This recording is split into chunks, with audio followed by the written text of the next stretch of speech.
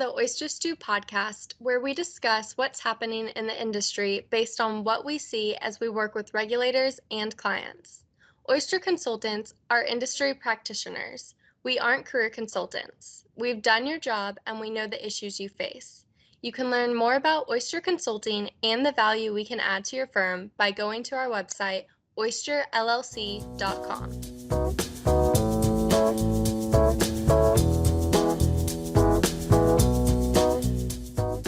Welcome to Regulators Behind the Scenes, an Oyster podcast mini-series. I'm Patrick Dennis, General Counsel of Oyster Consulting, and with me are other former regulators who are now working for Oyster. Jeffrey Hiller, former SEC Enforcement Senior Counsel and COO and CCO of several national advisory firms, including Merrill Lynch and Morgan Stanley. Ed Wegener, who spent over 20 years at FINRA and left about 9 months ago as Senior Vice President and Regional Office Manager for FINRA's Midwest region. Evan Rosser, also a former FINRA regulator for over 20 years, and Bill Reilly, a state of Florida regulator for over 30 years. I, Patrick Dennis, was at the SEC in Washington as well in both CorpFin and the Division of Enforcement for 8.5 years. Let's jump in. In this segment, we're going to talk about exam document requests and the importance of good communications with the regulators. Let's talk about actually how you manage the exam, how you deal with that document request, and how you can work with it and work with the regulators on those kinds of things. I mean, it's certainly been my experience that the best way to do this is to assign a single point of contact or a single point person in connection with regulators. All of the requests come to that person, all of the requests for interviews, all of the additional document requests, all the need for clarification. It's best if you can do it have it one person that manages the entire exam for your firm, whether that's the CCO or in-house legal or however you want to do it. But that's certainly been my experience, but would love to hear your thoughts on that. Just Ed, his thoughts on that. So I think you're right, Patrick. Having a point person is really important. The regulators generally are assigning a point person for the examination, and they'll usually announce who that is in their introductory letter. And doing that early is important too, because the document requests start now, not when they show up on site, but several weeks before they show up on site. So what you're going to see are requests being made electronically, the expectation that documents are provided electronically back in advance of the examiner showing up on site so that they can do those types of analytics that we were talking about earlier. So assigning a point person at the time the examination is announced is critical. But one nice thing about the fact that the records are being produced electronically is it makes it so much easier to manage document requests, because I remember when we would do exams and we would be requesting them, some via paper, some via email, some in person, that it would get very difficult to keep track of all that. And then when firms would respond, knowing what's been responded to often was an area that we would have discussions about.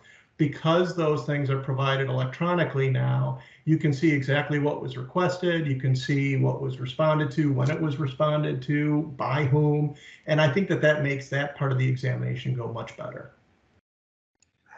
Thanks, Ed. I would say on that point that I think naming a point person and having that individual create good rapport with the examiners is probably one of the most important things you're going to be confronted with. It's my practice has always been to meet with them every day for 5 minutes to make sure that we're on target, that we're getting them the documents we need. If there is something that we changed our minds about, or they said you don't have to produce X amount, you can produce Y, that we document that and go over it in the morning. And so a good point person with good communication skills is probably one of the most important things at the outset of an examination. Yeah, I would agree with you. I remember, 20 plus years ago, before everything was produced electronically, you had different ideas or different concepts on how to produce documents, and some folks would do it, in binders. segregated by the request and be very, very organized. And we're very proud of how well they organized everything. And I remember working with some other folks and other clients that literally just would put it all in a box and say, here it is, and let the regulators try and sort through it all. I'm not sure that was necessarily a good idea, but that was their thought of, they're coming in and they asked for it, here it is, and I don't need to organize it for them or anything else. But I think all you're doing is making life more complicated for them, and that making efficient use of their time is helpful as well. But if we could talk a little bit about the data that people are asking for, how they're doing it, how we can do that, and how you can organize that kind of stuff would be helpful. Evan, thoughts? Yeah, going back to that point person and on the data production, you want that point person to understand what's being produced so that what is being produced to the regulators is in fact responsive to the regulator's request.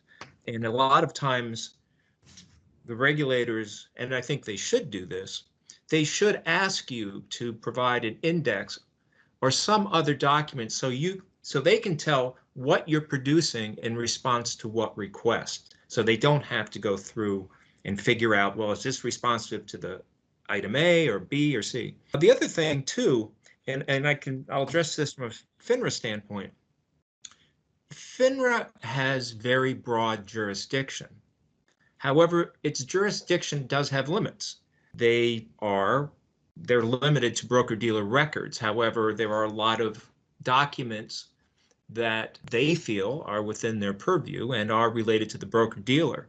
And my only point on that would be, you can certainly ask why they want certain documents, what's their basis for asking for certain documents, but I would not get into a jurisdictional debate on certain documents with any regulator without the advice of counsel.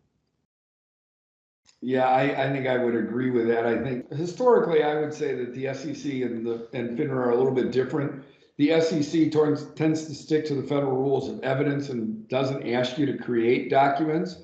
If you have them, you have to produce them, but you're not required to create them. FINRA, for a while, and I don't know that they're still doing this, but we're very happy to ask you to create a document in a specific format, including all this specific information, and so they could easily manipulate that data to figure out, what they wanted or get what information they wanted out of it. So it is a little bit challenging, but I think, you do have a right to ask what the document, why they're asking for it and everything else. But I would certainly caution you that if it's one of the firm's required books and records, you better have it instead of asking why they want it. Jeffrey, your thoughts? No, I agree with that wholeheartedly. And I think that you want to review every one of these documents before you submit them to the SEC, because you need to know what you're saying in addition to what you're telling them. And it would not be unusual for any firm in the course of producing documents, to find an exception. Well, maybe they reviewed everybody, they got all 99.9% of their certifications back, but they were missing one. You're going to find stuff like that. Just note that you found it, correct it, tell them that you corrected it. And so my experience has been really a lot of candor. And there are firms that have said, well, we're going to say that attorney-client privilege asserts to our internal audit records or whatever. I would be very cautious in what I would withhold and what I would give them, in terms of, I would try to be as cooperative as possible, work with your counsel to favor disclosure and transparency over not, but I think you do need to talk with counsel.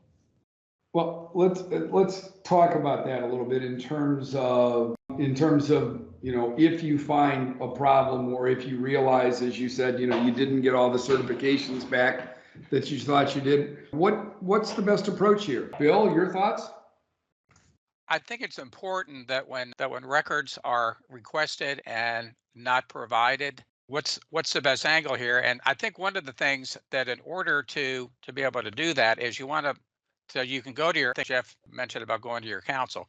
But one of the things you want to make sure is that you have a clear understanding that the records that are being provided the firm understands. I mean, if someone comes out and says, for example, we want to look at your PNS blotter, and firm will say, well, we don't have a PNS blotter. We have a form 7248.73 or something like that. Okay, so I think it's very important for the regulator and the firm to have a good understanding of an overview of those records.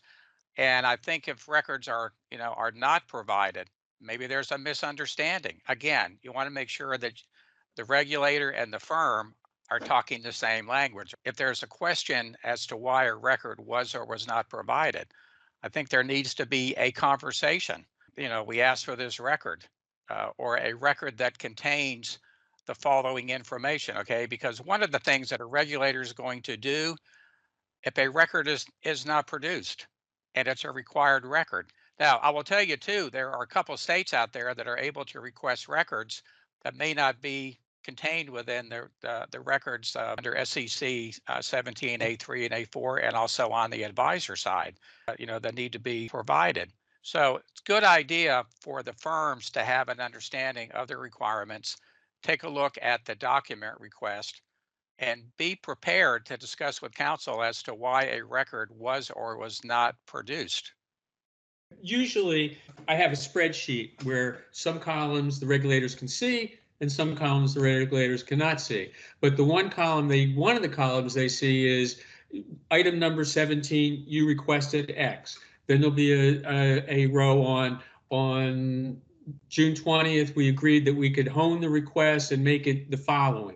And so I have a record of that. And to the extent I find things before the SEC or the FINRA or any regulator comes in, depending on the nature and scope, I would say 99 times out of 100, I would say to them at our opening meeting, during the course of producing the documents, we found these exceptions, we've corrected them. If during the course of the exam you find anything and you can let us know, our policy correct them before you leave, because we know that there are human error. We try to fix it quickly. And so you can use that to your benefit. And I think you gain credibility up front if you can have that discussion. Yeah, I think there's a lot of debate about, when and whether to let the SEC or FINRA or the states know you've identified a problem, gathering information before they find it. And to Jeffrey's point, I would agree. I think you get a lot of credibility when you identify to them, hey, we noticed these issues. We wanted to let you know about it. Here's what we've done to fix those issues. I think you get a lot of credibility. So I would recommend doing it. I mean, I think it's important though to investigate that fully when you identify those issues, identify why they happened, identify any systems that may have caused them to go unidentified until the examination started, and make sure not just fixing the issue, but fixing some of the underlying reasons for the issue would go a long way as well. Yeah, I mean, I think whether it's a minor issue, those are pretty simple, but occasionally you'll come up with what you would consider to be a fairly major issue or a serious problem. And I think even then, you're probably better off identifying it and bringing it to their attention, or saying, this is an issue and we're working on it, or we've identified this and we're putting together a plan to correct it, rather than ignoring it or hoping that they don't find it, because chances are they are going to find it, and you're going to be, if it's a significant issue, you're going to look even worse if you didn't bring it to their attention when you found it. Your thoughts, Evan? No, I don't think I have anything to add to that. Patrick, if I can just mention here, one of the things that I think is incumbent, and when I was a regulator, this is something that we had our examiners, supervisors, and so forth make sure that they do, is that when a record request is made, when it was, document when it was made, how it was made, what the nature of the conversation or the written documentation, and what the conversation was on the other side. Because I can tell you, if there was ever a question about records not being produced, there would always be a conversation with staff at my office in the state of Florida, and at a mid-level or higher level person at the firm. We would talk about it, make all efforts to gain the information. There were situations where we just came to a situation where the records either wouldn't be or couldn't be produced, and there are potential repercussions, whether it be SEC, FINRA, or the states, for failure to produce required and requested books and records. Thanks, Bill.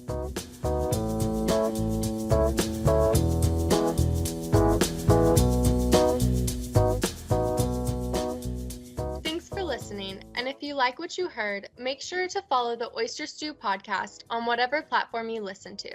If you'd like to learn how we can help firms start, run, protect, and grow their business, visit our website at oysterllc.com.